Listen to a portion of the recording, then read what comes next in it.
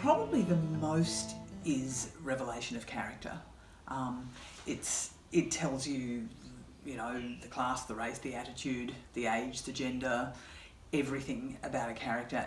It's the way most characters, or most people, engage with the world and engage with other people. So that's its kind of principal job.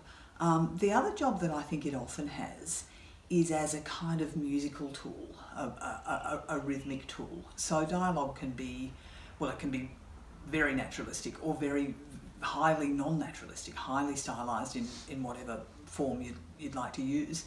But you know, it can be short, sharp, staccato, or it can be fluid and poetic and elegant, and you know, anything in between.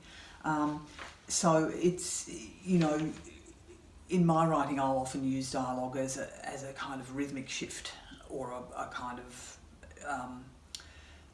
a mechanism to change the mood somehow. As an actual writer's tool, it helps you find a character. It helps you find the character's voice. So often, if I'm having trouble finding a character, I'll just sit down and let that character talk. Just kind of write a long monologue so that I can know who that character is.